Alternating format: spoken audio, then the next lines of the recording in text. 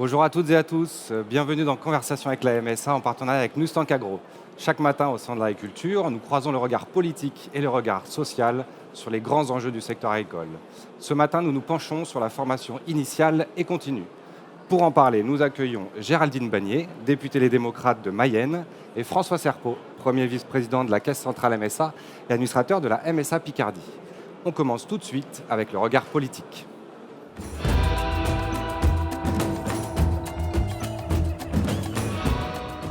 Géraldine Bagnier, vous êtes rapporteure d'une mission flash sur les leviers de l'enseignement agricole avec l'ambition de produire autrement. Avant d'entrer dans le détail des mesures, pouvez-vous nous rappeler l'objectif général de cette mission flash et le constat sur lequel elle s'appuie ? Alors, c'est une mission que Rodrigo Arenas, député LFI de Paris, a proposée. Donc, moi, on m'a proposé de rejoindre ce sujet des leviers pour enseigner à produire autrement. Ça va permettre de faire le bilan de ce qui est mis en place depuis 2014 avec Sébastien Le Foll, donc, qui a introduit l'enseignement de l'agroécologie. En fait, comment répondre aux problèmes de transition, à l'adaptation au changement climatique, à ce sujet de l'agriculture raisonnée. Il y a eu plusieurs plans, donc il y a un plan tous les 4 ans. Et le plan enseigner à produire autrement numéro 3, troisième version, va arriver en septembre 2026. Donc c'est le moment pour la Commission des affaires culturelles de regarder un petit peu quel en est le bilan, quelles sont les difficultés, quelles sont les réussites, et puis qu'est-ce qu'on peut effectivement proposer pour que les choses se passent au mieux pour cette élaboration de l'EPA 3. Et parce qu'on sait qu'évidemment, le sujet de l'installation en agriculture est fondamental, le sujet de cette transition est aussi fondamental, mais comment est-ce qu'on fait aussi pour que l'ensemble des objectifs soient cumulés, c'est-à-dire la transition certes, mais aussi la rémunération des agriculteurs. Moi, je suis fille d'agriculteur, donc j'apporte à cette mission flash peut-être le regard le plus près du terrain par rapport à mon collègue, et on va partager autour de cette mission aussi des visions de l'agriculture qui peuvent être différentes. Et ça, c'est aussi intéressant. Alors justement, on parle beaucoup de produire autrement. Encore faut-il voir ce que cela signifie concrètement dans les programmes. Vous en avez parlé d'agroécologie, aussi de performance économique. Est-ce qu'il y a une hiérarchisation justement des objectifs et des leviers à actionner dans ces programmes ? Oui, alors moi tout de suite, je ne connaissais pas le enseigner à produire autrement. Je suis une professeure qui vient du second degré, donc j'ai découvert enseigner à produire autrement. Je dirais que comme fille d'agriculteur, il faut d'abord produire. On a une baisse du nombre de producteurs en France, et c'est vrai que le premier message que disent les agriculteurs, c'est est-ce qu'on aura demain assez d'agriculteurs pour produire ? Et c'est vrai que c'est un sujet. Alors vous parlez de choix entre finalement le côté économique ou environnemental. Je dirais, on ne peut pas choisir. Il y a le côté rentable pour l'agriculteur, c'est le premier objectif. Il doit vivre de sa ferme, il doit faire vivre une famille. Il fait vivre énormément de monde autour de sa ferme. Et donc la première chose, c'est la rémunération. Évidemment, l'adaptation au changement climatique, l'agriculture raisonnée, parce que c'est un choix politique pour notre pays. On a la meilleure agriculture du monde et on doit le rester. Et puis, troisième chose, l'humain. C'est-à-dire, il y a les conditions de travail qui sont liées. Moi, j'ai vu pendant les auditions, c'est vrai que les agriculteurs disent parfois, c'est très bien l'agriculture raisonnée, l'agroécologie, mais est-ce que ça va me demander plus d'heures de travail sur mon exploitation ? Donc les conditions humaines aussi sont fondamentales, les conditions de travail, pour qu'on ait demain des jeunes qui s'installent. Donc les trois sont importants. Et qu'est-ce qui vous a le plus frappé dans vos travaux ?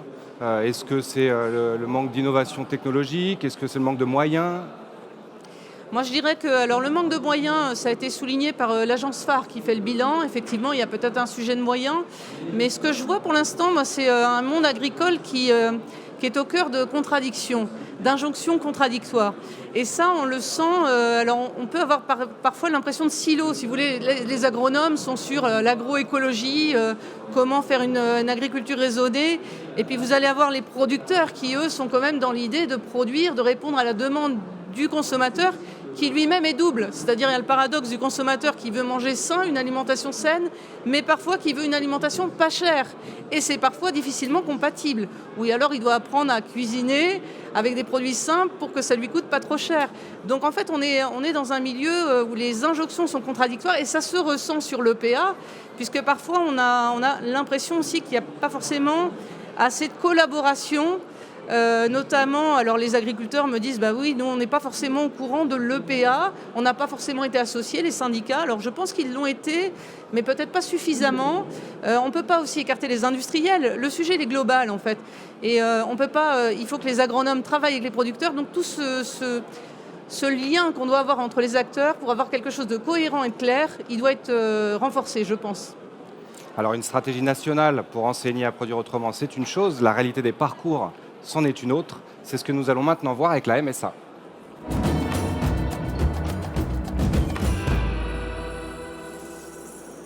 Je me tourne vers vous, François Serpeau. Comment la MSA accompagne-t-elle les jeunes et les actifs tout au long de leur parcours? Alors, la MSA est d'abord un organisme de protection sociale dans sa dimension de mission de service public. Notre mission est d'abord d'apporter la protection sociale dans le monde agricole, dans la grande famille rurale et agricole au sens large. Par contre, on a un rôle fondamental. La mission de la mutualité sociale agricole, c'est la prévention. C'est la prévention et dès lors qu'on parle d'installation, dès lors qu'on parle de salariat dans le monde agricole, eh bien le premier travail, nous, c'est de porter les actions de prévention et de les porter les plus tôt possible. C'est-à-dire qu'on va intervenir déjà dans les lycées agricoles, qu'ils soient privés ou publics. Nos préventeurs se déplacent, mettent en place déjà les plans de prévention. On explique dès le plus jeune âge. Et on sait que dès lors que l'on explique dès le plus jeune âge les mesures de prévention, au moins on aura d'accidents après. Donc c'est le premier temps. Et ensuite, après, dans des temps dédiés à la préinstallation, comme le temps des 21h, etc., notre rôle est là de venir expliquer ce qu'est la protection sociale agricole, ce qu'est les garanties que l'on apporte. La mutualité sociale agricole, c'est l'amortisseur social en cas de crise, et Dieu sait si aujourd'hui nous connaissons beaucoup de crises. Et donc notre rôle, c'est d'accompagner dès le départ, dès les formations agricoles, ces jeunes qui s'installeront ou deviendront salariés de l'agriculture. Est-ce que la formation continue ou initiale est à la hauteur aujourd'hui des transformations climatiques, économiques ou réglementaires, ou est-ce qu'elle reste sous-utilisée? Vaste sujet, vaste sujet. Je pense que l'agriculture a fait beaucoup. L'agriculture a cette culture, c'est dans l'ADN. L'alternance est dans l'ADN de l'agriculture. Le travail de terrain est dans l'ADN. Dès le départ, on travaille à la fois sur le terrain et à l'école, et y compris dans les écoles d'ingé. Pour moi, l'alternance, elle commence. L'alternance n'a pas de seuil. On pourrait même dire qu'un médecin, un jeune médecin est en alternance. C'est de l'alternance. Donc aujourd'hui, l'agriculture a fait beaucoup, travaille beaucoup là, parce qu'elle a des problèmes de main-d'œuvre. On cherche beaucoup de main-d'œuvre, que ce soit des main-d'œuvre saisonnières, que ce soit des main-d'œuvre qualifiées. Et donc oui, l'agriculture montre l'exemple. Mais on a encore beaucoup à faire. On a encore beaucoup à faire. Alors vous êtes président d'un lycée privé de 2800 élèves et vous-même issu de la formation professionnelle. Donc, est-ce que notre système valorise-t-il suffisamment les parcours non académiques? On pourrait parler. Alors j'aime bien le terme de parcours non académique. À mon niveau, je parlerais plutôt de parcours atypique. Aujourd'hui, malheureusement, ce qu'on peut peut-être reprocher à notre système, alors je vais peut-être écarter dans un premier temps l'agriculture, mais on peut peut-être reprocher à ce système qui est très, très axé sur le diplôme. Je dois avoir un diplôme pour. Oui, ok. Je pense qu'on peut aussi réussir de façon différente par la formation professionnelle tout au long de la vie. Et tout au long de la vie. C'est-à-dire que même si on a un jour, que l'on ait un CAP ou que l'on ait un bac plus 5, qu'on ait une thèse, on a besoin de se former tout au long de la vie. On a besoin d'apprendre, on a besoin de continuer à apprendre, de continuer à travailler. Le rôle des entreprises est majeur. Le rôle de la formation initiale est fondamental parce qu'on doit avoir les bases. Et puis après, on doit travailler pour continuer à se former, à apprendre. Parce que aujourd'hui, quand on pratique un métier depuis 10 ans, 15 ans, 20 ans, et peut-être même en agriculture, quand on conduit des machines, quand on pilote des choses, quand on conduit des cultures, le métier évolue. On parle de crise technologique, on passe de crise climatique, les métiers évoluent, l'utilisation des produits évolue. Donc oui, on doit se former tout le temps. Et on doit travailler là-dessus, c'est important. La mission que vous menez, Madame la députée, est importante parce qu'elle porte l'accent sur ce besoin de formation que nous avons. Il faut peut-être sortir un peu du côté France bashing, où ce qu'on fait n'est jamais bien. On a une base qui est solide à nous, qu'on soit des deux côtés de la table, à faire évoluer cette machine, et la mission qui est en train d'être menée est très importante là-dessus. Alors améliorer la formation initiale et continue, c'est indispensable, mais encore faut-il attirer. Et je vous propose maintenant un dialogue croisé sur l'attractivité.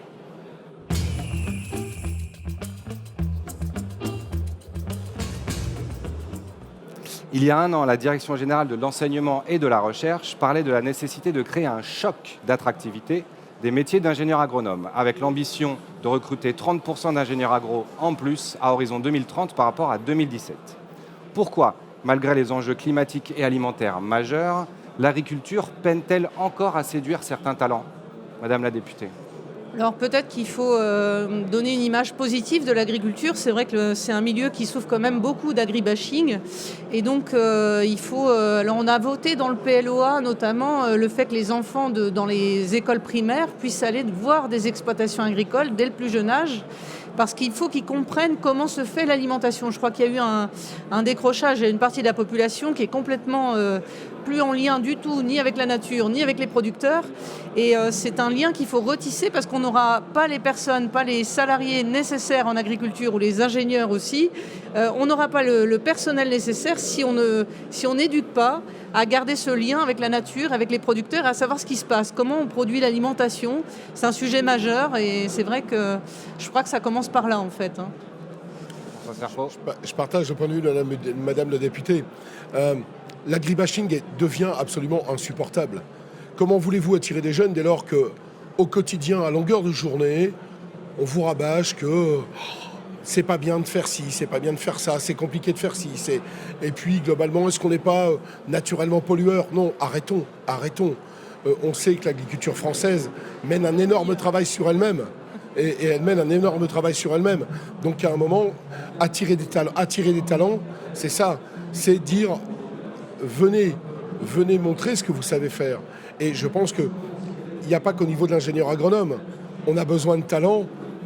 Dès le départ, on a besoin de talents dans la production agricole, dans les entreprises du paysage.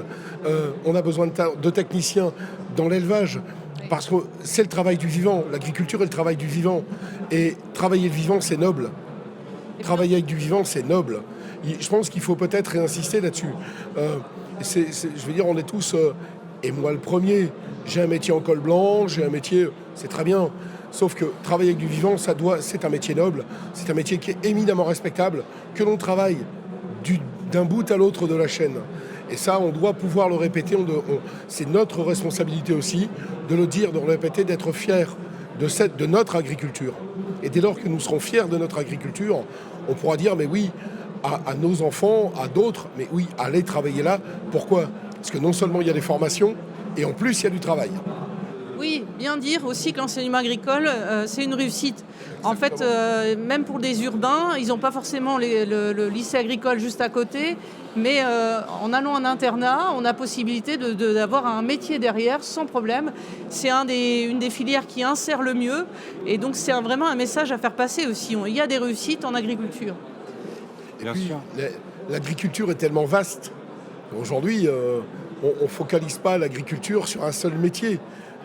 Les métiers du vivant, c'est la production agricole, mais c'est l'élevage, c'est les chevaux, c'est le machinisme agricole. Enfin, il y a tellement de débouchés dans ces métiers-là, tellement d'offres de formation par les maisons familiales et rurales, par les lycées agricoles, par les établissements publics qui vont faire toucher du doigt d'entrée la production. Combien d'établissements publics ont des fermes à côté pour faire travailler, ont des fromageries. Moi, j'ai en tête un lycée agricole que je connais dans le nord de la France qui a sa propre fromagerie.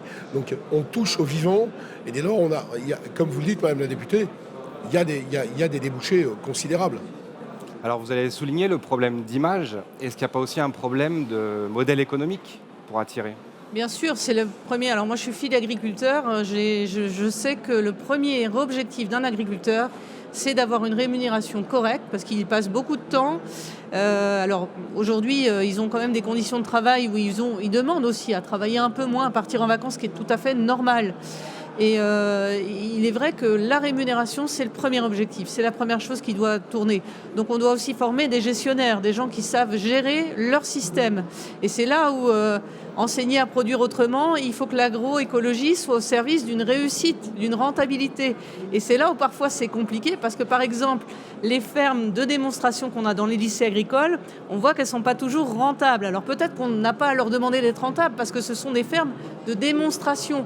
On va mettre en place des choses qui doivent montrer la voie du futur quelque part. Mais il y a ce sujet de la rentabilité, il est là. Et on ne peut pas en faire abstraction. Et c'est vrai que c'est une des complexités qu'on va voir avec l'enseigner à produire autrement. C'est aussi partir du système que va construire le jeune. C'est là où le PEA3 doit donner plus de parole à l'apprenant, c'est-à-dire quel va être son système agricole à lui, quel va être son choix et comment est-ce qu'on l'accompagne dans son choix à lui, qui va permettre une rentabilité. Donc voilà, c'est un vaste sujet. C'est dans cette approche-là aussi que la mutualité sociale agricole trouve tout son sens. Parce que, comme on dit, aujourd'hui, un agriculteur, il a le droit au répit. Il a le droit de mener une vie de famille et une vie professionnelle. La MSA a porté dans le projet de loi de finances et dans la loi de finances l'accès au congé de parentalité, qu'on soit père ou mère, la possibilité de pouvoir prendre des vacances, la mise en place des services de remplacement, l'accident de la vie. La MSA intervient aussi dans un accident de la vie, malheureusement. Un accident du travail, un décès. On sera toujours un jour aidant ou aidé. Donc le rôle social de la MSA trouve son point d'orgue là, dans l'accompagnement de l'exploitant qui vient de s'installer ou du salarié qui travaille dans une exploitation ou dans une coopérative. Et effectivement, notre rôle est là aussi. C'est aussi un des rôles de la MSA d'accompagner tout au long de la vie. Alors face aux écoles de commerce numérique, aux startups, comment rendre l'enseignement agricole désirable et ambitieux ? Alors, je pense qu'il faut communiquer dès le plus jeune âge parce qu'on a oublié que c'est le plus beau métier finalement que de nourrir les autres. Et ça montre bien qu'on est quand même en crise parce que qui va imaginer qu'agriculteur aujourd'hui est le plus beau métier ? Nous, enfants d'agriculteurs, on le sait. Parce qu'on sait que nourrir les autres, c'est la plus belle mission qui soit. Moi, j'étais en plus devenue professeure, j'ai toujours tendance à dire que c'est les deux plus beaux métiers. C'est dans la transmission et on est tourné vers les autres, puisqu'on s'occupe, il n'y a rien de plus beau que de nourrir les autres. Donc il faut rappeler cette évidence-là, et il faut rappeler qu'on va avoir besoin de bras, parce que c'est bien joli d'avoir un consommateur qui veut une alimentation saine. Alors on dit on va mettre en place des technologies innovantes, du matériel pour qu'on produise sainement. Mais attention, si on fait une agriculture bio, on sait qu'elle demande plus de bras. Et on a moins de bras en agriculture. Il y a un truc qui ne va pas dans notre société. Donc, faire appel aux consommateurs, c'est dire aussi, si vous voulez une alimentation saine, si on veut produire en France, si on veut être fier de notre agriculture et produire en local, il va nous falloir des bras. Si vous avez des convictions pour avoir une agriculture saine, eh bien, allez travailler en agriculture. Parce qu'il y a quelque chose qui est contradictoire. Là. On ne peut pas avoir moins de bras en agriculture et produire sainement. Il y a un truc qui ne va pas. Donc, c'est peut-être ce message-là qu'il faut faire passer. Et puis, ne pas mettre en comparaison. Est-ce que l'on peut comparer une grande école de commerce, une start-up et une vocation agricole ? Les deux ne sont pas incompatibles. Les deux peuvent même être complémentaires. Il y avoir des parcours. Il peut y avoir des relais, des passerelles. Et on peut très bien avoir fait une très grande école de commerce et créer une entreprise agricole. C'est pas ne pas mettre en concurrence. Ne pas dire il y a quelque chose qui est mieux là que d'autres. Et tout le monde ne pourra pas faire une très grande école de commerce. Tout le monde ne pourra pas créer sa start-up. Par contre, tout le monde a besoin de bien se nourrir, de bien s'alimenter et de produire et de contribuer à produire. Et encore une fois, du salarié de l'agriculture où il peut tout apprendre dès le plus jeune âge. Aujourd'hui, quelle formation peut permettre à des jeunes d'apprendre dès le plus jeune âge. Aujourd'hui, encore une fois, on a peut-être négligé tous ces métiers du manuel, du vivant. Aujourd'hui, je prends souvent, on va sortir du côté agricole, mais quand vous allez visiter un chantier naval réputé, vous découvrez que c'est l'entreprise qui met sa propre école de soudeur en place pour trouver de la main-d'œuvre qualifiée. et que notre système éducatif ne produit plus de soudeurs, on peut peut-être se poser des questions. On en produit, mais peut-être pas assez. Mais à un moment, donc, il faut ne pas mettre en comparaison, ne pas mettre en concurrence, surtout ne pas mettre en concurrence, apprendre à expliquer qu'on peut réussir dès le plus jeune âge dans les métiers du paysage. On commence très tôt et on peut très vite créer son entreprise. On peut très vite devenir son propre entrepreneur. Être agriculteur, c'est être son propre patron. Ce que tout le monde ne peut pas être. Tout le monde ne pourra pas être son propre patron. C'est un vrai choix de vie, c'est un choix de carrière, c'est un choix d'investissement.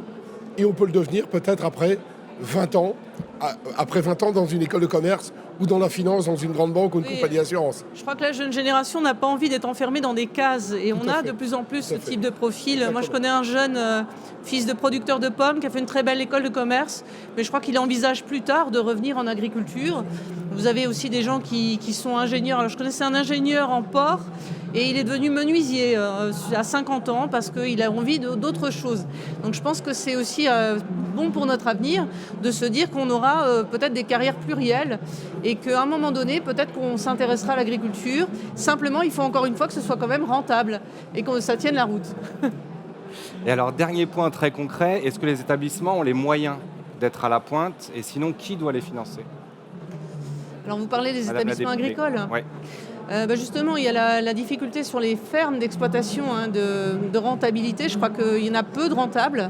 J'avais le chiffre de 50 sur 224 en 2023. Donc c'est assez peu. C'est compliqué. Donc est-ce qu'il faut forcément avoir l'objectif, on en parlait avec le ministre Marc Fesneau, est-ce qu'il faut forcément avoir l'objectif de rentabilité sur les fermes d'exploitation de démonstration dans les lycées agricoles? C'est compliqué parce que ce sont encore une fois des fermes qui vont proposer ce qu'il y a de mieux en termes d'agriculture raisonnée. On voit que ce n'est pas toujours rentable. C'est peut-être là aussi où on apprend aux jeunes la difficulté d'avoir un système. Il faut quand même qu'ils fassent leur choix, notamment en fonction de l'adaptation au changement climatique, les transitions. Alors on sait que tout ce qui est rotation des cultures, les sols, moins d'intrants, etc., moins de pesticides, bon, tout ça, ça va entrer quand même dans les mœurs parce que c'est l'époque qui veut ça et la société, c'est bien normal. Mais c'est vrai qu'on doit toujours partir quand même du système qu'aura l'agriculteur en main et comment lui, son système va être rentable.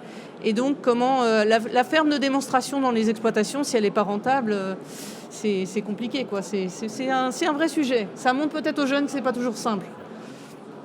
C'est aussi des choix budgétaires, c'est-à-dire que pour préparer nos jeunes à leur avenir, il faut avoir toujours le matériel adapté. Or, on sait très vite que ça progresse très très vite. Que l'on parle des robots de traite, des salles de traite aujourd'hui, que l'on parle du matériel agricole. Aujourd'hui, on a des machines à vendanger dont la cabine de pilotage ressemble à une cabine de Rafale presque. Je veux dire, donc à un moment, sauf que ce sont des matériels très coûteux. Donc il faut pouvoir avoir des choix budgétaires permettant aux établissements d'acquérir ce type de machines. Des laboratoires d'analyse. On fait du fromage, il faut quand même passer par une analyse du lait, etc. Donc c'est un vrai problème. Je pense que c'est un moment où il faudra qu'on fasse un stop, quel que soit le ministère concerné, mais sur les choix budgétaires et les engagements budgétaires que l'on doit prendre pour permettre à nos lycées, et je pense que là on sort du côté agricole, pour permettre à tous les lycées professionnels de rester à la pointe pour bien former nos jeunes. Merci à tous les deux. Donc, nous arrivons à la fin de cette émission. Avant de terminer, j'aimerais vous poser une dernière question. C'est la question flash.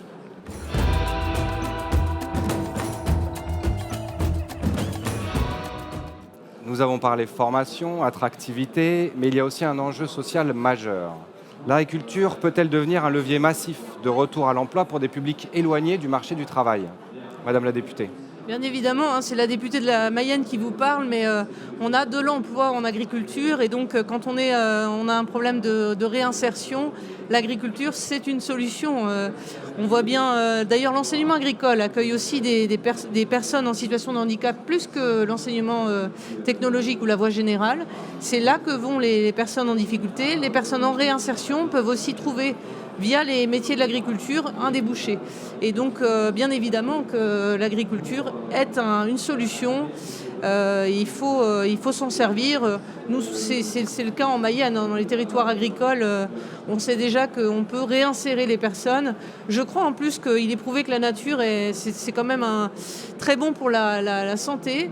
Et donc, parfois, des personnes qui ont des parcours compliqués, des problèmes de santé, ça peut être un bon tremplin que de retrouver le lien avec la nature, retrouver le plaisir de ces métiers-là. Et c'est vrai que c'est un moyen de rebondir aussi dans ces vies. J'en suis convaincu.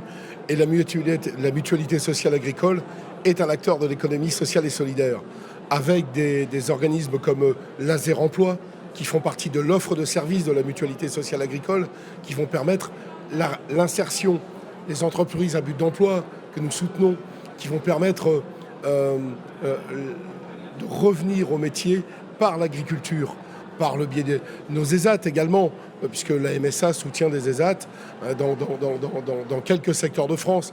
Et puis je crois beaucoup aux initiatives personnelles. J'ai en tête une jeune ingénieure qui a créé une école de la deuxième chance en Normandie qui s'appelle l'école des semeurs, qui va chercher des jeunes qui sont, je ne peux pas dire en rupture de banc, le terme est violent, mais qui étaient un peu perdus et qui leur remet le pied à l'étrier en leur faisant passer un CAP de vente, en allant faire cultiver leurs propres légumes.